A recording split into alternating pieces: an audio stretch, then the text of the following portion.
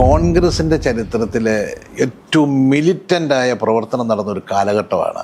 CPM-ഉമായിട്ട് ഇവർ സഖ്യം വെച്ചു. കോൺഗ്രസ് കുടുംബത്തിൽ ജനിക്കുന്നവൻ കോൺഗ്രസ്, കേരള കോൺഗ്രസ് കുടുംബത്തിൽ ജനിക്കുന്നവൻ കോൺഗ്രസ്. ലീഡർ എപ്പോഴും അവൈലബിൾ ആയിരുന്നല്ലേ? അവൈലബിൾ ആയിരുന്നു. നിങ്ങൾക്ക് വലിയ ഇഷ്ടമായിരുന്നു. അതുകൊണ്ട് നമുക്ക് ഏത് കാര്യങ്ങളും പോയി സംസാരിക്കുന്ന കാര്യത്തിന് അപ്പം തന്നെ പരിഹാരം ഉണ്ടാക്കി തരും. കോൺഗ്രസ് എന്ന് പറയുന്ന ഇന്ന് ഞാൻ വിശ്വസിക്കുന്നത് ഭയങ്കരമായി പാർട്ടി സ്നേഹമുള്ള വിഭാഗമായിരുന്നു. വിഭാഗത്തിൽപ്പെട്ടവർ ഇപ്പം നമ്മളൊരു സഖ്യമൊക്കെ വെച്ച് കഴിഞ്ഞാൽ കാലൊന്നും മരിയല്ല. രമേശ് എന്ന് പറഞ്ഞാൽ ആ കാലഘട്ടത്തിൽ ഏറ്റവും വലിയ ഗ്ലാമർ താരമായിരുന്നു. രമേശ് ചെന്നിത്തല സ്ഥാനാർത്ഥിയായിട്ട് വന്നപ്പോഴാണ് കോട്ടയം കോഫി ബസ് രണ്ടായി പിളർന്നത്. സുരേഷ് കുറുപ്പിൻ്റെ കൂടെ ഒരു ഭാഗവും രമേശിൻ്റെ കൂടെ ഒരു ഭാഗം.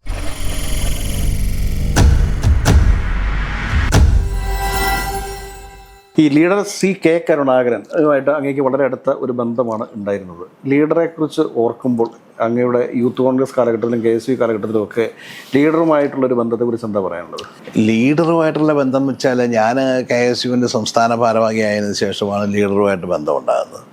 അന്ന് ഞങ്ങൾ 78 പാർട്ടി പിളർന്നു കഴിഞ്ഞാൽ ഈ വിഭാഗത്തിലാണ് ഞങ്ങൾ സംസ്ഥാന ഭാരവാഹിയായിട്ട് വരുന്നതൊക്കെ. അന്ന് ഞങ്ങളുടെ നേതാവ് G. കാർത്തികേയനാണ്. തൊട്ട് താഴെ രമേശ് ചെന്നിത്തല, പിന്നെ ഇന്നിപ്പം ഹിദർ മുഹമ്മദ് സോവിലാണ്ടിരിക്കുന്ന ആളാണ്. അപ്പം അങ്ങനെയുള്ള കുറേ നേതാക്കന്മാർ അന്നുണ്ടായിരുന്നു. അപ്പോൾ അന്ന് അവർ മുല്ലപ്പള്ളി രാമചന്ദ്രൻ യൂത്ത് കോൺഗ്രസിൻ്റെ അകത്ത്, G. ബാലേന്ദ്രൻ സാറ്, അങ്ങനെയൊക്കെ ഉള്ള ആളുകളാണ് അന്ന് യൂത്ത് കോൺഗ്രസ് KSUവിൻ്റെ അകത്തൊക്കെ 78 പിളർപ്പിന് ശേഷം നേതൃത്വത്തിലേക്ക് വരുന്നത്.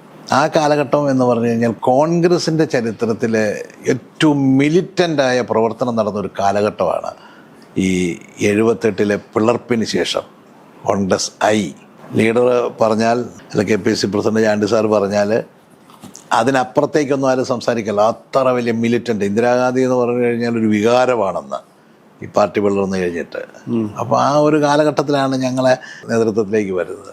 അപ്പോൾ അന്ന് പിന്നെ KPCC ഓഫീസ് എന്ന് പറഞ്ഞു കഴിഞ്ഞാൽ ഞങ്ങൾക്കൊക്കെ എല്ലാവർക്കും വളരെ ആക്സസിബിൾ, എല്ലാവർക്കും എപ്പോൾ വേണേലും എത്താം. അതിൻ്റെ മുകളിലത്തെ നിലയിൽ ചാണ്ടി സാറ് KPCC പ്രസിഡന്റ്, തൊട്ട് ആ ഒരു കസേരയിൽ, അതിൻ്റെ തൊട്ടടുത്തൊരു വേറൊരു കസേരയിൽ ലീഡർ ഓഫ് ഓപ്പോസിഷൻ എന്ന് പറഞ്ഞൊരു ബോർഡ് വെച്ചിട്ട് അവിടെ ലീഡർ ഇരിക്കും. അപ്പോൾ രണ്ടുപേരും ഒരേ റൂമിൽ അപ്പുറത്തും ഇപ്പുറത്തും ഇരിക്കും. ലീഡർ പക്ഷേ ഇങ്ങനെ എപ്പോഴും കേരളത്തിൽ കൂടുതൽ സഞ്ചരിക്കാൻ പോകും. ലീഡർ ഓഫീസിലുണ്ടെങ്കിൽ ഇവർ രണ്ടുപേരും ഒരേ മുറിയിലായിരിക്കുന്നത്. ഇപ്പോൾ നമ്മൾ ചെന്ന് കണ്ടു കഴിയുന്നത് രണ്ടുപേരും കൂടെയാണ് കാണുന്നതൊക്കെ. ഒറ്റ മനസ്സോടെയാണ് അവരുടെ തീരുമാനങ്ങൾ. അപ്പം ബോബനും മോളിയും എന്നൊക്കെയാണ് അന്നിങ്ങനെ ആളുകൾ കളിയാക്കിക്കൊണ്ടിരുന്നത്. പക്ഷെ ആ ഒരു യോജിപ്പും അവരുടെ ഒരു യോജിച്ചുള്ള ലീഡർഷിപ്പും 78 പാർട്ടി പിളരുന്ന സമയത്ത് ഇന്ദിരാഗാന്ധിയെക്കുറിച്ചൊക്കെ പ്രത്യേകിച്ച് യങ്സ്റ്റേഴ്സിൻ്റെ ഇടയിലും ഒക്കെ വലിയ കള്ളപ്രചരണം നടക്കുന്നൊരു കാലമാണ്. ദേശീയ തലത്തിൽ അവിടെ നിർബന്ധിത ബന്ധീകരണം നടത്തി സഞ്ജയ് ഗാന്ധിയുടെ നേതൃത്വത്തിൽ.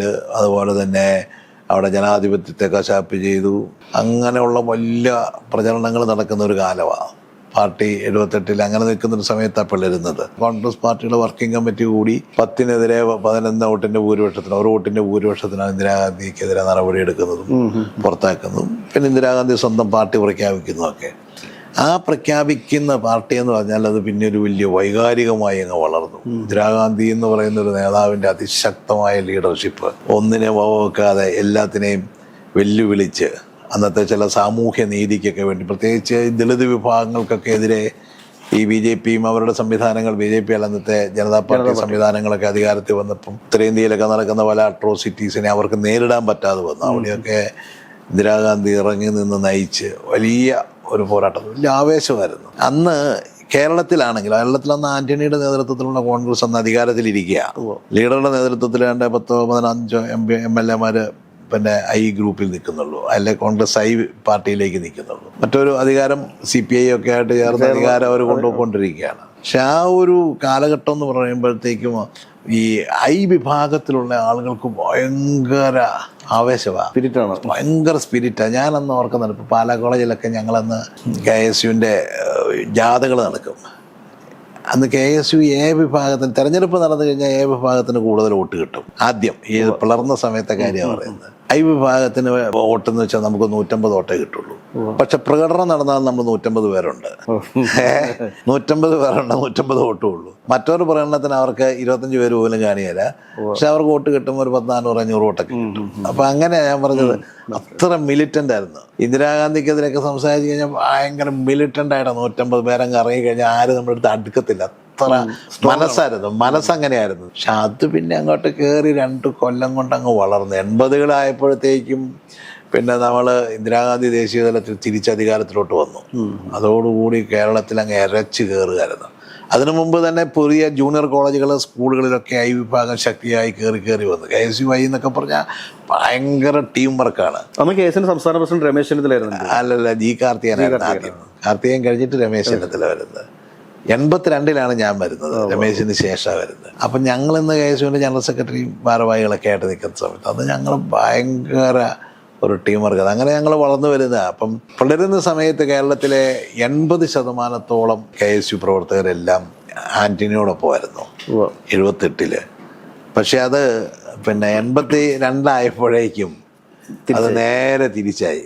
നേരെ തിരിച്ചെന്ന് പറഞ്ഞാൽ ഒരു 30% എ ഗ്രൂപ്പിലും ബാക്കി ഒരു 70% ഐയിലും വരുന്ന രീതിയിലേക്ക് വന്നു. അതിൻ്റെ ഒരു പ്രധാന കാരണം എന്താണെന്ന് ചോദിച്ചാൽ CPM-ഉമായിട്ട് 80-കളിൽ ഇവർ സഖ്യം വെച്ചു. ആന്റണി വിഭാഗം CPM-ഉമായിട്ട് സഖ്യം ഉണ്ടായതുകൊണ്ട് കോൺഗ്രസ് വികാരം അതിഭയങ്കര എതിരങ്ങായി. മാത്രമല്ല ഇന്ദിരാഗാന്ധിയുടെ ദേശീയ തലത്തിൽ അധികാരത്തിനോട് വന്നപ്പോൾ യഥാർത്ഥ കോൺഗ്രസ് ഇന്ദിരാഗാന്ധിയുടെ കോൺഗ്രസ്സായി മാറുകയായിരുന്നു. അപ്പോൾ പിന്നെ അങ്ങോട്ടൊരു ഒഴുക്കായിരുന്നു.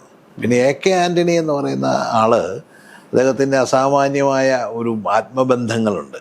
ഉമ്മൻചാണ്ടിയും AK ആൻ്റണിയും വയലാർ ഇവരൊക്കെ ഉണ്ടാക്കിയെടുത്ത. അപ്പോൾ അതിൻ്റെ പേരിൽ ഈ ലീഡർഷിപ്പിൽ നിന്നിരുന്ന ആളുകൾ, MLA-മാർ, MP-മാർ, ഇവരെല്ലാവരും പൊട്ടിപ്പോകാതെ ഇങ്ങനെ പിടിച്ചു നിർത്തി. എന്നുവെച്ചാൽ അവർക്ക് താഴെത്തായിട്ട് മുഴുവൻ ഒഴുകിപ്പോയി, പ്രവർത്തകർ മുഴുവൻ മാറി. പക്ഷേ മുകളിൽ ഇവർക്ക് ഒരു ലീഡർഷിപ്പ് ഉണ്ടെന്നുള്ളൊരു ഫീലിംഗ്, അവരാണ് ശക്തമാണെന്നൊരു ഫീലിംഗ് ഉണ്ടാക്കി നിർത്താൻ കഴിഞ്ഞു. അത് 82 വരെ അത് കൊണ്ടുപോയി ആയിട്ടാണ് കോൺഗ്രസിലേക്ക് ലയിക്കുന്നത്. അവർ അതിലേക്ക് ഇന്ദിരാഗാന്ധിയുടെ അടുത്തേക്ക്. കാരണം നല്ല ലീഡേഴ്സ് ഉണ്ട്. 1982 അവസാനത്തിലാണ് തീരുമാനിക്കുന്നത്. 83 ജൂലൈയിലെ മറ്റാണ് അവർ ലയന സമ്മേളനം നടക്കുന്നത്. ആ സമയത്താണ് ഞങ്ങൾ ലീഡറുമായിട്ട് ബന്ധപ്പെടുന്നത്. അപ്പം അങ്ങനെ അന്നത്തെ കാലത്ത് ഞങ്ങളോടൊക്കെ ഭയങ്കര ഇഷ്ടമായ ഏത് കാര്യങ്ങൾ പറയുമ്പോഴും, പ്രത്യേകിച്ച് എന്നെ സംബന്ധിച്ചിടത്തോളം എനിക്കങ്ങനെ വലിയ പിന്നെ ഇന്നതാകണോ എന്നുള്ള വലിയ പ്ലാൻ ചെയ്തുള്ള രാഷ്ട്രീയക്കാരനൊന്നും ആയിരുന്നില്ല. എനിക്ക് ഒരു വികാരമായിരുന്നു KSU കോൺഗ്രസും ഒക്കെ. അത് നമ്മൾ പാരമ്പര്യമായിട്ട് കുടുംബത്തിൽ നിന്ന് തന്നെ രാമപുരം എന്നൊക്കെ എന്ന് പറഞ്ഞാൽ എൻ്റെ നാടെന്നൊക്കെ പറഞ്ഞു കഴിഞ്ഞാൽ ഞാനെപ്പോഴും പറയും, ഞങ്ങൾക്ക് അവിടെ മതം പോലെയാണ് പാർട്ടി. കോൺഗ്രസ് കുടുംബത്തിൽ ജനിക്കുന്നവൻ കോൺഗ്രസ്, കേരള കോൺഗ്രസ് കുടുംബത്തിൽ ജനിക്കുന്നവൻ കോൺഗ്രസ്. ഒരു കാലത്ത് കമ്മ്യൂണിസ്റ്റ് പാർട്ടിയും കോൺഗ്രസും കൂടെ കണ്ണൂരിൽ ചെയ്തിരുന്നവർ പരസ്പരം മിണ്ടുപോലും ചെയ്യില്ലായിരുന്നു. കോൺഗ്രസും കേരള അയിത്തം കൽപ്പിച്ചിരുന്നു, അയിത്തമായിരുന്നു. കല്യാണത്തിന് പോലും ക്ഷണിക്കാത്ത അവസ്ഥയായിരുന്നു. അത്ര എല്ലാ വീടിലും എല്ലാവർക്കും പൊളിറ്റിക്സ് ആയിരുന്നു. അപ്പം അങ്ങനെയുള്ള ഒരു കാലത്താണ്. അപ്പം ലീഡർ നിന്ന് ചോദ്യം ചെയ്യപ്പെടാത്ത നേതാവാണ് ഇതിൻ്റെ അകത്ത്. ഒരുപാട് പ്രതിസന്ധികളിലൂടെ ഞാൻ ഓർക്കുന്നതെന്ന് വെച്ചാൽ, ഞങ്ങൾ ഈ അടിയന്തരാവസ്ഥയൊക്കെ കഴിഞ്ഞതിന് ശേഷം നമ്മളിപ്പോൾ ഒരു പ്രകടനം നടത്തുമ്പം കരുണാകരൻ സിന്ദാബാ, ഇന്ദിരാഗാന്ധി സിന്ദാബാ, നീ അയ്യൊക്കെ പളരുന്ന സമയത്ത് വിളിച്ചാൽ അപ്പം അടി കിട്ടുമായിരുന്നു. അടി കിട്ടുമെന്ന് വെച്ച് കഴിഞ്ഞാൽ CITUക്കാർ ഒക്കെ ഞങ്ങളിപ്പോൾ ബസ് സ്റ്റാൻഡിന് മുമ്പിൽ കൂടെയൊക്കെ പറഞ്ഞ CITU, അന്ന് CITU എന്ന് പറഞ്ഞാൽ ഭയങ്കര അട്രോസിറ്റീസ് എപ്പോഴും ഉണ്ടാക്കിക്കൊണ്ടിരിക്കുന്ന ആളുകളാണ് ഏത് സമയം. ഇന്ന് CITUക്കാർ വളരെ മര്യാദക്കാരെ കേട്ടോ. അവരൊന്നും ഒരു വഴക്കിനും വയ്യാവേലിക്കും വരത്തില്ല, ഒരടി പിടിക്കുന്നു. കുടിമരം പറിക്കുക, കുടിമരം കത്തിക്കുക, കുടിമരം കത്തിക്കാന്ന് മാത്രമല്ല നമ്മൾക്കെതിരായിട്ടും ഇതാക്കി. ഇപ്പം ക്യാമ്പസുകളിൽ കോളേജ് ഇലക്ഷൻ നടക്കുമ്പോൾ പോലും അവന്മാരെ വന്ന് പുറത്ത് നിൽക്കുന്നത്. അവർ ക്യാമ്പസിനകത്ത് കയറും വേണമെങ്കിൽ. എല്ലാ ജംഗ്ഷനും തൊഴിലാളികളുണ്ടല്ലോ. അപ്പം അന്ന് അവരായിരുന്നു വലിയ പ്രശ്നക്കാർ. ഇന്ന് തൊഴിലാളികളൊക്കെ വളരെ റിഫൈൻഡായി. അവരൊന്നും ഒരു വഴക്കിനും ഒരിടത്തും പോകത്തില്ല. ഇന്നിപ്പോഴും DYFIയും SFI ഒക്കെയാണ് ഈ പണി നടത്തിക്കൊണ്ടിരിക്കുന്നത്. SFI എന്നല്ല, DYFI ആണ്. അതൊക്കെ വേറെ ചില, അതും സ്വബോധമുള്ള DYFIക്കാരല്ല, സ്വബോധമില്ലാത്ത ടീമാണ് അതിനകത്ത് പലപ്പോഴും ഈ വഴക്കിന് വരാറുള്ളത്. അപ്പോൾ ഞാൻ പറയാം, അന്ന് ഇതുപോലെ ഭയങ്കരമായിട്ട് ലീഡർക്കൊക്കെ എതിരായ വലിയ ക്യാമ്പയിൻ നടക്കുന്നൊരു കാലമാണ്. അപ്പോൾ അതിനെയൊക്കെ അതിജീവിച്ച്, അതിനു മുമ്പ് തന്നെ അദ്ദേഹത്തിൻ്റെ ജീവിതം തന്നെ ചെറുപ്പത്തിൽ ഇങ്ങനെ ഫൈറ്റുകളിലൂടെ വന്നിട്ടുള്ളതാണ്. അപ്പോൾ ഈ കാലഘട്ടത്തിൽ പ്രത്യേകിച്ച് ഇന്ദിരാഗാന്ധിയുടെ ലീഡർഷിപ്പും കേരളത്തിൽ ലീഡറുടെ ലീഡർഷിപ്പും കൂടെ വന്നപ്പോഴത്തേക്കും പ്രവർത്തകർക്ക് വലിയ ആത്മവിശ്വാസമായിരുന്നു. എന്ത് കാര്യത്തിനും വേണമെന്നൊക്കെ പറഞ്ഞ് പുള്ളി അങ്ങ് ഇറങ്ങുമായിരുന്നു. ഏത് പോലീസ് ഓഫീസറെയും പുള്ളി വിളിക്കും, അനാവശ്യം ഉണ്ടായാലേ ഏതെങ്കിലും പ്രവർത്തകർക്ക് വിഷയമൊക്കെ ഉണ്ടായാലും. അപ്പോൾ എല്ലാവർക്കും വലിയ കോൺഫിഡൻസ് ആയിരുന്നു ലീഡറിൽ. അപ്പം ഞങ്ങളങ്ങനെ പിന്നെ ഞങ്ങളെല്ലാം ഈ രമേശ്, കാർത്തികേയൻ, ഞങ്ങളെല്ലാം അദ്ദേഹത്തിനോടൊപ്പം ചേർന്ന് നിന്ന്, അവരാണ് എൻ്റെ നേതാക്കന്മാർ. അപ്പം അവരോട് ചേർന്ന് നിൽക്കുന്നവരാണ് നമ്മൾ. പ്രത്യേകിച്ച് കാർത്തികേയന് ഒക്കെ നല്ല ഫൈറ്ററായിട്ട് നിൽക്കുന്ന കാലഘട്ടമാണ്. അപ്പം ലീഡർക്ക് എപ്പോഴും വലിയ ഇഷ്ടമാണ്. അതുകൊണ്ട് ലീഡർ എപ്പോഴും ഒരു അവൈലബിൾ ആയിരുന്നല്ലേ? അവൈലബിൾ ആയിരുന്നു. ലീഡർക്ക് വലിയ ഇഷ്ടമായിരുന്നു. അതുകൊണ്ട് നമുക്ക് ഏത് കാര്യങ്ങളും പോയി സംസാരിക്കാം, സംസാരിക്കുന്ന കാര്യത്തിന് അപ്പം തന്നെ പരിഹാരം ഉണ്ടാക്കി തരും. ഈ ലീഡർഷിപ്പും ഇവരും അണികളുമായിട്ട് അങ്ങനെ വലിയ അകൽച്ചയൊന്നുമില്ല. ഇന്നും അതുപോലെ ഒരുപാട് അകൽച്ച ഉണ്ടെന്നല്ല ഞാൻ പറഞ്ഞത്, ചേർത്ത് പിടിക്കുമായിരുന്നു. അന്ന് കുറച്ചുകൂടെ അത് ആ കാലഘട്ടത്തിൻ്റെ ഒരു പ്രത്യേകതയാണ്. നമുക്ക് അവർ പൂർണ്ണമായിട്ട് അവരുടെ ഒരു ഹെൽപ്പ് നമുക്കും വേണമായിരുന്നു, നമ്മുടെ ഹെൽപ്പ് അവർക്കും വേണമായിരുന്നു. മാത്രമല്ല ഇൻഡിപെൻഡൻ്റ് ആയിട്ട് അഭിപ്രായങ്ങൾ KSUവിൻ്റെ യൂത്ത് കോൺഗ്രസിൻ്റെ ഒക്കെ അഭിപ്രായങ്ങൾ തന്നെ കേരളത്തെ വലിയ മാറ്റിമറിക്കുന്നതായിരുന്നു. KSU ക്യാമ്പിലെ യൂത്ത് കോൺഗ്രസ് ക്യാമ്പിലൊക്കെ ഒരു അഭിപ്രായം പറഞ്ഞാൽ അത് കോൺഗ്രസ് പാർട്ടിയെയും അല്ലാത്ത രീതിയിൽ ഇളക്കി മറിക്കുമായിരുന്നു. ഇപ്പം കാർത്തികേയൻ്റെ കാലത്ത് ഏകകക്ഷി ഭരണം എന്നൊക്കെ പറഞ്ഞ് കാർത്തികേയൻ ഇറങ്ങിയ പ്രശ്നം എന്ന് വെച്ചാൽ കോൺഗ്രസ് പാർട്ടിയൊക്കെ വല്ലാതെ ഒലച്ചു കളഞ്ഞു. ആവേശം UDF അങ്ങ് ഒലച്ചു. കാരണം വെച്ചാൽ UDF സംവിധാനത്തെ വെല്ലുവിളിക്കുകയാണല്ലോ ചെയ്യുന്നത്. UDF വേണ്ട, കോൺഗ്രസ് ഒറ്റയ്ക്ക് മതി എന്നുള്ളൊരു സ്റ്റാൻഡായിരുന്നല്ലോ. അപ്പോൾ അതിനുള്ള തൻ്റെ ഇടം ഒന്നും ഉണ്ടായിരുന്നു, സംഘടനയുണ്ടായിരുന്നു. യൂത്ത് കോൺഗ്രസ് പ്രസിഡന്റോ KSU പ്രസിഡന്റോ ഒരു തീരുമാനമെടുത്തുള്ള സംഘടന ഒറ്റക്കെട്ടായിട്ട് അതിൻ്റെ പിന്നിൽ നിൽക്കുന്നത്. കാർത്തികേയൻ അന്ന് ഉയർത്തിയ ആശയത്തിന് ഇന്നും പ്രസക്തി ഉണ്ട്. അതൊക്കെ ഉണ്ട്, ഞാൻ പറയുന്നത്. അപ്പം ഞാൻ ലീഡറെ കുറിച്ച് നമ്മൾ പറയാം. അപ്പം ലീഡർ അങ്ങനെയുള്ള മാത്രമല്ല, ലീഡറെ കുറിച്ചൊക്കെ അന്നൊക്കെ അല്ലെങ്കിൽ ഇന്ന് പിന്നീട് വരുന്നതൊക്കെ ഒരുപാട് കെട്ടിച്ചമച്ച കഥകളാണ്. അതൊക്കെ അന്ന് പല പത്രങ്ങളും ഒക്കെ ഉണ്ടാക്കിയെടുത്തിട്ടുള്ള കഥകളാണ്. കോൺഗ്രസ് എന്ന് പറയുന്ന ഇന്ന് ഞാൻ വിശ്വസിക്കുന്നത് ഭയങ്കരമായി പാർട്ടി സ്നേഹമുള്ള വിഭാഗമായിരുന്നു. പാർട്ടിയോട് ഭയങ്കര കൂറുള്ളവരായിരുന്നു. കൈപ്പത്തിക്ക് വോട്ട് ചെയ്യുന്ന ആളുകൾ. കൈപ്പത്തിക്ക് വോട്ട് ചെയ്യുന്നവരാണ്. പിന്നെ ഒരു കാര്യം കൂടെ പറയാം, വിഭാഗത്തിൽപ്പെട്ടവർ ഇപ്പം നമ്മളൊരു സഖ്യമൊക്കെ വെച്ച് കഴിഞ്ഞാൽ കാലൊന്നും മരിയല്ല. ആര് വരുന്ന പ്രശ്നമേ വരില്ല. കാരണം പാർട്ടി തീരുമാനമാണ് മുകളിലുള്ള. ഞാൻ ഓർക്കുന്നുണ്ട് KSUവിൻ്റെ ഒക്കെ യൂണിവേഴ്സിറ്റിയോടെ തിരഞ്ഞെടുപ്പൊക്കെ വന്നു കഴിഞ്ഞാൽ IUAയും കൂടെയൊക്കെ നിൽക്കുമ്പോൾ ഗ്രൂപ്പ് ഇലക്ഷനതിന് ശേഷം ഒന്നിച്ചതിന് ശേഷം ഗ്രൂപ്പ് ഉണ്ടാകുമ്പോഴാണെങ്കിലും വിഭാഗത്തിൻ്റെ ഒരു തീരുമാനം എന്ന് പറഞ്ഞാൽ ഞങ്ങൾ ആരെങ്കിലും മുകളിൽ നിന്ന് പറഞ്ഞാൽ മതി. പക്ഷേ എയുടെ അങ്ങനെയല്ലായിരുന്നു. ഈയുടെ അന്നത്തെ കാലത്ത് ഉമ്മൻചാണ്ടി വരണം, ബെന്നി വരണം, PT തോമസ് വരണം, ഇവരെല്ലാവരും കൂടെ വന്നിരുന്നാൽ പോലും അവരുടെ തീരുമാനം അതേപടി ഇങ്ങനെ നടപ്പിലാക്കണം നിർബന്ധമൊന്നുമില്ലായിരുന്നു അന്നത്തെ കാലത്ത്. അവരുടെ ഒരു സംവിധാനം എന്ന് വെച്ചാൽ ഇപ്പം പട്ടികകത്ത് 2 ഗ്രൂപ്പ് ഉണ്ടായിരുന്ന സംവിധാനം എന്ന് വെച്ചാൽ അവർ ആൻ്റണി മുതൽ ഇങ്ങോട്ട് പരമ്പരാഗതമായി വന്നൊരു ടീമാണ്. അവർ വേറൊരു ആത്മബന്ധം അവർ സ്ഥാപിച്ചു വെച്ചു. KSU ബന്ധം തന്നെയാണ് അവർ തമ്മിലുള്ളത്. KSU സ്ഥാപക ബന്ധം തന്നെയാണ്. KSU സ്ഥാപനത്തിൽ അവർ തമ്മിൽ വലിയൊരു വേറൊരു ആത്മബന്ധം ഉണ്ടാക്കിയിട്ടുണ്ടായിരുന്നു. ഇത് രണ്ട് കൾച്ചറായിരുന്നു. പിന്നീട് സത്യത്തിൽ IUAയും 2 സംസ്കാരമായിരുന്നു. അതിൻ്റെ ഒരു ഗുണം എന്നാന്ന് ചോദിച്ചാൽ 2 സംസ്കാരത്തിലുള്ളവർക്ക് ഈ പാർട്ടിക്കകത്ത് നിൽക്കാൻ പറ്റും. മനസ്സിലായി. 2 കൂട്ടർക്ക് ഈ പാർട്ടിയിൽ നിൽക്കാൻ പറ്റും കംഫർട്ടബിളായിട്ട്. ഓരോരുത്തരുടെയും ശക്തി അനുസരിച്ചുള്ള പരിഗണനയും കാര്യങ്ങളൊക്കെ കിട്ടുകയും ചെയ്യും. തെരഞ്ഞെടുപ്പാകുമ്പോൾ ഒറ്റക്കെട്ട ഒരു കുഴപ്പമില്ല. അപ്പോൾ അതുകൊണ്ടാണ് ഞാൻ നേരത്തെ പറഞ്ഞത്, ഈ ഗ്രൂപ്പിസം എന്ന് പറയുന്നത് ദോഷമാണെന്ന് ഞാൻ വിശ്വസിക്കുന്നില്ല. പലതരത്തിലുള്ള ചിന്തകളുള്ള ആളുകൾക്ക് നമുക്ക് ഒന്നിച്ച് പാർട്ടിയിൽ നിൽക്കാനും കംഫർട്ടബിളായിട്ട് നിൽക്കാനും ആരുടെയും ഭീഷണിയെ നമുക്ക് നോക്കേണ്ട കാര്യമില്ല. നമുക്ക് അതിൻ്റെ അകത്ത് നിൽക്കാനുള്ള അവസരം കിട്ടുക. അതേസമയം ഇന്നത്തെ കാലത്ത് അങ്ങനെയല്ല. ഇന്നത്തെ കാലത്ത് ഇപ്പോൾ ഒരു നേതാവിനെതിരെ സംസാരിച്ചു കഴിഞ്ഞാൽ അവനെ അങ്ങ് തീർക്കുക. അവനെ സംരക്ഷിക്കാൻ വേറെ സംവിധാനമില്ല. നോട്ടഡാകുന്നു. അവനെ സംരക്ഷിക്കാൻ വേറെ വഴിയില്ല. അവന് പിന്നെ മാർഗ്ഗം എന്നാന്ന് ചോദിച്ചാൽ ഒന്നെങ്കിൽ ഇതിന് പുറത്തോട്ട് പോകുക, അല്ലെങ്കിൽ പണി നിർത്തുക. ഇതേ മാർഗ്ഗമുള്ളൂ. അന്നത്തെ കാലത്ത് അങ്ങനെ ഒരു പ്രശ്നമില്ല. സംരക്ഷിക്കപ്പെടും. ഈ NSUവിൻ്റെ ദേശീയ സെക്രട്ടറി ആയിരുന്നു ഇപ്പോഴത്തെ പ്രതിപക്ഷ നേതാവ് ശ്രീ VD സതീശൻ. അതിനുശേഷം അദ്ദേഹം AICC സെക്രട്ടറിയായി എറണാകുളം ടൗൺ ഹാളിൽ വന്നപ്പോൾ ഒരു പ്രസംഗം നടത്തുകയുണ്ടായിരുന്നു. രാഷ്ട്രീയം മതിയാക്കിയതായിരുന്നു ഞാൻ, പക്ഷേ എന്നെ വീണ്ടും തിരിച്ച് രാഷ്ട്രീയത്തിലേക്ക് കൊണ്ടുവന്നത് ജോസഫ് വാഴക്കിൻജിയാണെന്ന്. ഓർമ്മയുണ്ടോ? അതിപ്പോൾ എന്താണെന്ന് വെച്ചാൽ ഞാൻ പറയില്ല, അന്നത്തെ കാലത്ത് ഓരോരുത്തരെയും നമ്മളൊക്കെ ഇങ്ങനെ കണ്ടുപിടിച്ച് കൊണ്ടുവരുന്നവരായിരുന്നു. ഓരോ സ്ഥലത്തും ക്യാമ്പസുകളിലൊക്കെ നല്ല മിടുക്കർ കുട്ടികളൊക്കെ വന്ന് എല്ലാവരും അന്നത്തെ ഒരു രീതി അതാ. നമ്മളിങ്ങനെ കുട്ടികളൊക്കെ കണ്ടു നമ്മൾ നോട്ട് ചെയ്യും. നല്ല പ്രസംഗകരായിരിക്കും, ചിലപ്പോൾ നമ്മളെക്കാൾ മിടുക്കരായിട്ട് നമുക്ക് തോന്നും. അപ്പം അങ്ങനെയുള്ള ആളുകളെയൊക്കെ നമ്മൾ ചേർത്ത് പിടിച്ച് കൊണ്ടുവന്ന് പിന്നെ ലീഡർഷിപ്പിലേക്ക് കൊണ്ടുവരുന്ന ഒരു രീതി ആ കാലഘട്ടത്തിലുണ്ടായിരുന്നു. സതീശനാണെങ്കിലും തേവര കോളേജിൽ മിടുക്കനായിട്ട് വന്ന് 2, 3, 4 തവണ അവിടെ കൗൺസിലറായിട്ട് വന്ന് നല്ല ക്യാമ്പസിലെ നല്ല വിദ്യാർത്ഥിയാണ്. അന്നും നല്ല ഡിബേറ്ററാണ്, നന്നായിട്ട് സംസാരിക്കും. നമുക്ക് ഇഷ്ടപ്പെടുന്ന ഞങ്ങൾ സത്യത്തിൽ അന്ന് സതീശിൻ്റെ അനിയനുണ്ടായിരുന്നു അജയൻ ഞങ്ങളെ യൂണിറ്റ് പ്രസിഡൻ്റായിരുന്നു ഈ വിഭാഗത്തിൻ്റെ.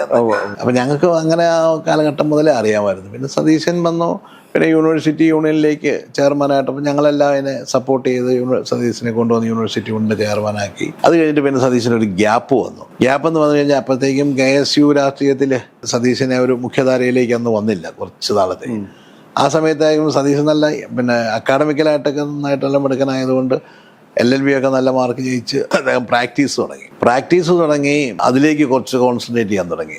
അപ്പോൾ ഈ സംഘടനാ പ്രവർത്തനങ്ങൾ അല്പമൊന്ന് വിട്ടു നിൽക്കുന്ന പോലെ തോന്നി. അപ്പോൾ എനിക്ക് വലിയ ഇഷ്ടമുള്ള ആളാണ് സതീശൻ. അപ്പോൾ ഞാൻ സതീശനോട് പറഞ്ഞത് സതീശൻ അങ്ങനെ പോകേണ്ട ആളല്ല എന്നുള്ളത് കൊണ്ട് തന്നെ സതീശനോട് നമ്മൾ സതീശ് മുഖ്യധാരയിലകത്ത് എത്തണം എന്ന് പറയുകയും ഞങ്ങളന്ന് രമേശ് ചെന്നിത്തല അന്നൊക്കെ ഡൽഹിയിൽ രാഷ്ട്രീയത്തിലെ ചോദ്യം ചെയ്യപ്പെടാത്ത കോൺഗ്രസ് രാഷ്ട്രീയത്തിൽ വളരെ ശക്തനായ ആളാണ്.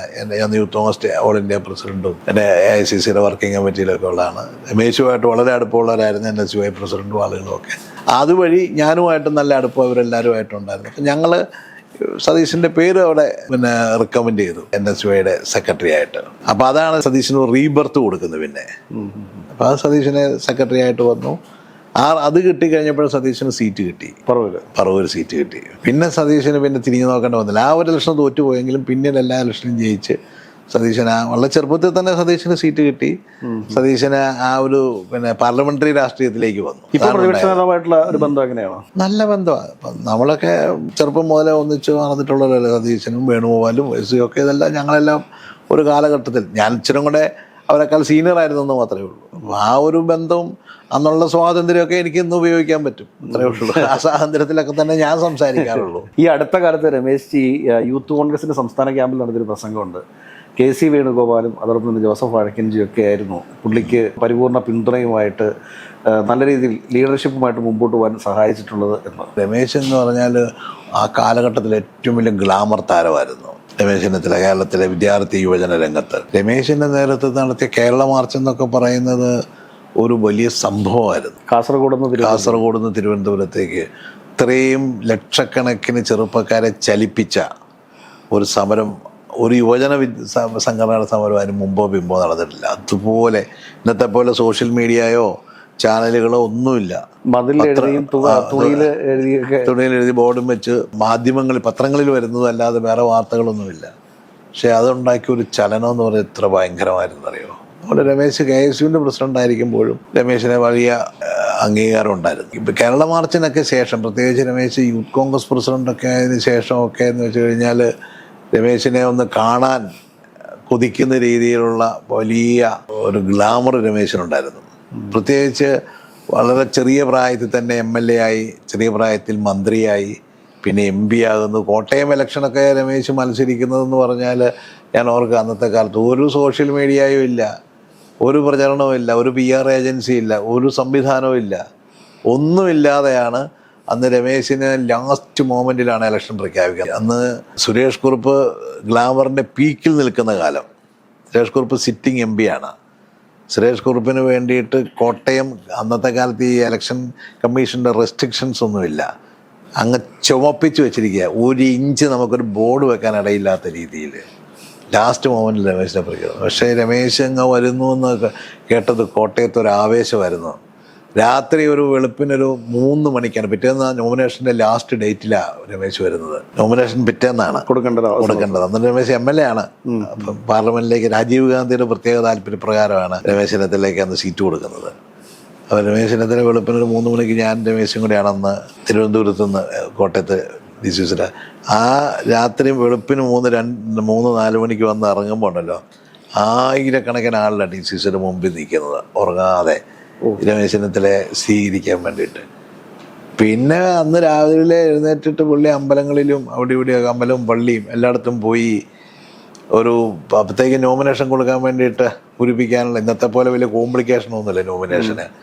സ്വത്തും മറ്റു കാര്യങ്ങളെല്ലാം ലിസ്റ്റും അഫിഡവിറ്റും ഒന്നും ആവശ്യമില്ല അന്നത്തെ കാലത്ത് അത്രയൊന്നും. അപ്പോൾ നമ്മൾ വക്കീലിനെയൊക്കെ ഏർപ്പെടുത്തി അവർ നോമിനേഷൻ പേപ്പറൊക്കെ പൂരിപ്പിക്കുന്നു. ഒരു 10-11 മണി ആയപ്പോഴത്തേക്കും രമേശ് ഇതെല്ലാം കഴിഞ്ഞ് തിരിച്ചെത്തിയിട്ട് ഞങ്ങൾ രമേശ് ചെന്നിത്തലയായിട്ടുള്ള കളക്ട്രേറ്റിലേക്കുള്ള ജാഥയുണ്ട്. ആയിരങ്ങളായിരുന്നു ആ ജാഥയിൽ പോകുന്നത്. അത് കഴിഞ്ഞിട്ട് രമേശിന് സത്യത്തിൽ കളക്ട്രേറ്റിൻ്റെ അകത്ത് കയറ്റാൻ പാടായിട്ട് ആളുകൾ കൈമാറിയാണ് കളക്ട്രേറ്റിൻ്റെ മതിലിനകത്ത് കയറ്റി എടുത്ത് പൊക്കിയാണ് കളക്ട്രേറ്റിനകത്ത് കയറ്റുന്നത് നോമിനേഷൻ കൊടുക്കാൻ. നോമിനേഷൻ കൊടുത്തു കഴിഞ്ഞിട്ട് ഒരു ജാഥ തിരിച്ച് അക്ഷരാർത്ഥത്തിൽ ഞാൻ അന്നത്തെ കാലത്ത് പറയായിരുന്നു, ഈ അമിതാഭ് ബച്ചൻ അലഹബാദിൽ നോമിനേഷൻ കൊടുക്കാൻ വന്നപ്പം പിന്നെ അലഹബാദ് നഗരം സ്തംഭിച്ചു പോയെന്ന് പറഞ്ഞു. എന്ന് പറഞ്ഞ പോലെയായിരുന്നു കോട്ടയം നഗരം എന്ന്. സർവ്വ വാഹനങ്ങളും ഓടാൻ വയ്യാതെ.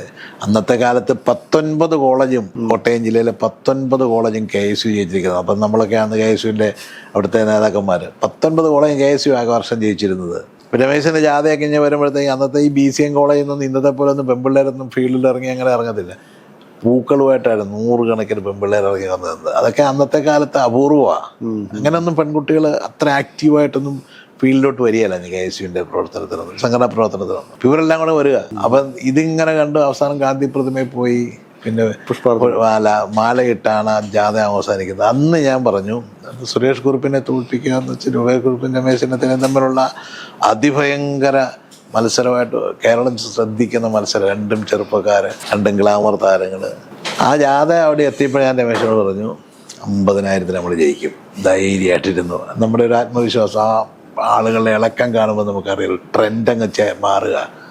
അന്ന് കോട്ടയം കോഫി ഹൗസ്, ഞങ്ങൾ SFIയും KSUവിൻ്റെ എല്ലാ ലീഡേഴ്സും ഒന്നിച്ചിരിക്കുന്ന സ്ഥലമാണ് കോട്ടയം കോഫി ഹൗസ്. അതെല്ലാം പിന്നീട് പലപ്പോഴും ചരിത്രമൊക്കെ എഴുതുമ്പോൾ എല്ലാവരും പറയാറുണ്ട് അന്ന് സുരേഷ് കുറുപ്പുണ്ട്, ഞാനുണ്ട്, പിന്നെ CK ജീവനുണ്ട്, പിന്നെ വേറെ ഒരുപാട് ആളുകൾ, ഞങ്ങളെല്ലാവരും മിക്കവാറും കോഫി ഹൗസിലുണ്ട്. അവിടെ മാത്രം ഞങ്ങൾ അതിനെ രാഷ്ട്രീയം പറയത്തില്ല. അവിടെ പറയുമെങ്കിൽ എല്ലാവരും ഭയങ്കര സൗഹൃദത്തിലാണ്. രമേശ് ചെന്നിത്തല സ്ഥാനാർത്ഥിയായിട്ട് വന്നപ്പോഴാണ് കോട്ടയം കോഫി ഹൗസ് 2ആയി പിളർന്നത്. സുരേഷ് കുറുപ്പിൻ്റെ കൂടെ ഒരു ഭാഗവും രമേശിൻ്റെ കൂടെ ഒരു ഭാഗം, അങ്ങനെ 2ആയിട്ട് യഥാർത്ഥ ആദ്യം പിളരുന്ന അവിടെ വെച്ച് അങ്ങനെ വന്ന ഒരാളാണ് പുള്ളി. അങ്ങനെ ഇവർക്കൊന്നും അതൊക്കെ ഈ പഴയ തലമുറയുടെ KSUവിൻ്റെ ആളുകളുടെയൊക്കെ ഇവരുടെയൊക്കെ ഒന്നും കോൺട്രിബ്യൂഷനൊന്നും ആളുകൾക്ക് അറിയില്ല. പലർക്കും പുതിയ തലമുറയ്ക്ക് അതൊന്നും അറിയത്തില്ല. ഇപ്പം ഈ സോഷ്യൽ മീഡിയയിലൊക്കെ തള്ളുന്നവരൊക്കെ AK കുറിച്ചാണെങ്കിലും രമേശിനെ കുറിച്ചാണെങ്കിലും ഓരോരുത്തരെ കുറിച്ചൊക്കെ ചുമ്മാ വെറുതെ അങ്ങോട്ട് സംസാരിച്ചേക്കുക. പലപ്പോഴും നമുക്ക് തോന്നിയിട്ടുള്ളത് എന്താണെന്ന് വെച്ച് കഴിഞ്ഞാൽ രമേശിയെ കുറിച്ചാണെങ്കിലും വഴക്കഞ്ചിയെ കുറിച്ചാണെങ്കിലും അങ്ങനെ ഒരുപാട് പഴയ പോരാട്ടങ്ങൾ നടത്തി വന്നിട്ടുള്ള നേതാക്കന്മാരെ കുറിച്ച് ഒരുപാട് ട്രോളുകൾ ഇറങ്ങാറുണ്ട്. അത് എപ്പോഴെങ്കിലും അങ്ങനെ തോന്നിയിട്ടുണ്ടോ? ഞാനിത് പിന്നെ നോക്കാറേ ഇല്ല, അധികം മൈൻഡ് ചെയ്യാറില്ല ഇപ്പോഴത്തെ കാലത്ത്. കാരണം വേറെ ഒന്നും കൊണ്ടല്ല, ഇത് എനിക്കറിയാം. അതൊക്കെ എന്ന് വെച്ച് കഴിഞ്ഞാൽ പലതും പെയ്ഡാണ്, PR ഏജൻസികളാണ് ഇപ്പം. അതിപ്പോൾ ആരെയും ഞാൻ കുറ്റപ്പെടുത്തുന്ന, എല്ലാവരും അങ്ങനെയാണ്. അത് നരേന്ദ്രമോദി തുടങ്ങിയതാണ്. PR ഏജൻസികളെ വെച്ചുകൊണ്ട്, പ്രത്യേകിച്ച് പുതിയ സാങ്കേതിക വിദ്യയുടെ എല്ലാ സൗകര്യങ്ങളും ഉപയോഗിച്ചുകൊണ്ട്, ഫേക്ക് ഐഡികൾ വെച്ചുകൊണ്ട്, പല പേരുകൾ വെച്ചുകൊണ്ട്, ഇന്നിപ്പോൾ ഈ കാസ എന്നൊക്കെ പറഞ്ഞുകൊണ്ട് BJPയുടെ സ്പോൺസേഡ് സംഘടനകളൊക്കെ ഇല്ലേ, ഇവരുടെ ഒക്കെ പ്രധാനപ്പെട്ട പണി എന്ന് പറഞ്ഞു കഴിഞ്ഞാൽ ഇതെല്ലാം പലതും ഫേക്ക് ഐഡികളിൽ കൂടെയാണ് ഈ പറയുന്നത് മുഴുവൻ. അപ്പോൾ അവർ ഇതിനകത്ത് ജെന്യുവനായിട്ടുള്ള ആളുകളല്ല. ഇപ്പം ഞാൻ ചില അഭിപ്രായങ്ങളൊക്കെ പറഞ്ഞു കഴിയുമ്പോഴത്തേക്ക് എന്നെ ഇങ്ങനെ വിളിച്ചിട്ട് അത് ശരിയായില്ല കേട്ടോ എന്നൊക്കെ പറഞ്ഞ് സംസാരിക്കാറുണ്ട്. പക്ഷെ ഒരാളും കേരളത്തിനകത്തുനിന്നുള്ളവരല്ല വിളിക്കുന്നത്, എല്ലാം വിദേശത്തിരുന്നാണ്ടാണ് വിളിക്കുന്നത്. അവരൊക്കെ ഒന്നെങ്കിൽ സൗദിയിൽ നിന്ന് വിളിക്കും, അല്ലെങ്കിൽ UK നിന്ന് വിളിക്കും, അല്ലെങ്കിൽ സ്വീഡനിൽ നിന്ന് വിളിക്കും. ഇങ്ങനെ ഓരോ സ്ഥലത്തു നിന്നാണ് വിളിക്കുന്നതൊക്കെ. എന്ന് വെച്ച് കഴിഞ്ഞാൽ ഇവിടുത്തെ ഗ്രൗണ്ട് റിയാലിറ്റി അറിയാത്ത ആളുകളാണ് അവിടെ ഇരുന്നുകൊണ്ട് ഈ സോഷ്യൽ മീഡിയയിലൊക്കെ മയങ്ങി. ഈ കാലഘട്ടത്തിൻ്റെ പ്രത്യേകതയാണ് അഭിപ്രായങ്ങൾ പറയുന്നത്. ഇത് എന്താണ് സംഭവിക്കുന്നതെന്ന് അറിയാത്ത. സോഷ്യൽ മീഡിയ നോക്കി അതിൻ്റെ അകത്തെ അഭിപ്രായം നോക്കിയിട്ട് നമ്മൾ രാഷ്ട്രീയം നടത്താൻ തീരുമാനിച്ചാലുണ്ടല്ലോ, പിന്നെ ചില ആളുകളൊക്കെ ആണെങ്കിൽ ആത്മഹത്യ ചെയ്തു പോയി ഇത് കണ്ടു കഴിയുമ്പോൾ, എഴുത്തൊക്കെ കണ്ടു കഴിയുമ്പോൾ. അത് മൈൻഡ് ചെയ്യാതെ, അല്ലെങ്കിൽ കണ്ടാൽ തന്നെ അത് നമ്മളെ ഫീൽ ചെയ്യാതെ നമ്മൾ മുന്നോട്ട് പോകണം. നമ്മൾ പല നേതാക്കന്മാരെയും സ്വാധീനിക്കുന്നുണ്ട് സോഷ്യൽ മീഡിയയിലെ എഴുത്തുകൊണ്ട് പെട്ടെന്ന് വേവർ ചെയ്യുന്ന ആളുകളുണ്ട്. പെട്ടെന്ന് നമ്മുടെ തീരുമാനത്തിൽ തന്നെ ഒരു കാരണവശാലും ചെയ്യാത്ത, കാരണം അത് എന്ന് പറഞ്ഞ് ജെനുവിനേ അല്ല. ഉണ്ട് കുറച്ചൊക്കെ ചില ആളുകളുടെ ഒക്കെ ഈ പലതും കണ്ടിട്ട്, ഈ സോഷ്യൽ മീഡിയയിലെ പല എഴുത്തുകളും കണ്ടിട്ട് അതിന്റെ പുറകെ അറിയാണ്ട് വന്ന് കൂടുന്നവരുണ്ട്. അത് പലതും പല രീതിയിൽ വരുന്നവരുണ്ട്. അജണ്ടകൾ സെറ്റ് ചെയ്ത് വരുന്നതാണ് മിക്കതും. ഇപ്പോൾ ഓരോ ചോദ്യം, ഇപ്പോൾ സോഷ്യൽ മീഡിയയിൽ ഇന്ന ആളിനെ നിങ്ങൾക്ക് ഇഷ്ടമാണോ എന്ന് ചോദിച്ചുകൊണ്ട് എന്നിട്ട് ആദ്യത്തെ ഒരു 10-15 എണ്ണം വളരെ പോസിറ്റീവായിട്ടുള്ള മെസ്സേജ് അങ്ങ് കൊടുക്കും. അതിന് താഴോട്ട് മുഴുവൻ തെറിയായിരിക്കും. പക്ഷേ അതല്ലേ ആളുകൾ നോക്കുന്നുള്ളൂ. ആദ്യം വരുന്നത് അപ്പോൾ ആദ്യം വരുന്നത് ട്രെൻഡ് ക്രിയേറ്റ് ചെയ്യുകയാണ്. അനുകൂലമായിട്ട് 10-15 എണ്ണം വരുമ്പോഴത്തേക്കും നമ്മളും എന്തിനാണ് എതിർക്കുന്നത്, നമ്മളും കൂടിയേക്കാമെന്ന് വിചാരിക്കും. അപ്പം അങ്ങനെയാണ് ഇതിൻ്റെ ഒരു രീതി. ഇതൊക്കെ എന്ന് വെച്ച് കഴിഞ്ഞാൽ ശാസ്ത്രീയമായിട്ട് പഠിക്കണം. പഠിച്ചിട്ടില്ലെങ്കിൽ പിന്നെ പുതിയ രാഷ്ട്രീയവും പുതിയ തെരഞ്ഞെടുപ്പും നമ്മുടെ പുതിയ സംവിധാനങ്ങളെല്ലാം അത് തന്നെയാണ്. സോഷ്യൽ മീഡിയയുടെ വലിയ ഒരു സ്വാധീനമുണ്ട്. പക്ഷേ ഇപ്പോൾ ആളുകൾക്കൊക്കെ ഇത് പിന്നെ കുറച്ച് കള്ളത്തരം ഉണ്ടെന്ന് മനസ്സിലായി തുടങ്ങിയിട്ടുണ്ട്. ഇതൊക്കെ അഭ്യാസമാണ്, ഇതൊന്നും അല്ല സത്യം എന്നത്. ഇപ്പൊ കുറച്ചൊക്കെ, അത് കുറെ കഴിയുമ്പോൾ അതൊക്കെ മാറും കേട്ടോ. ഞാൻ പുതിയ ടെക്നോളജി ആയിരിക്കും. പിന്നെ ബോട്ടിംഗ് ഉൾപ്പെടെയുള്ള ഒരുപാട് കാര്യങ്ങളുണ്ട്, എന്തെല്ലാം ഒരുപാട് ടെക്നിക്ക് ഉണ്ട്.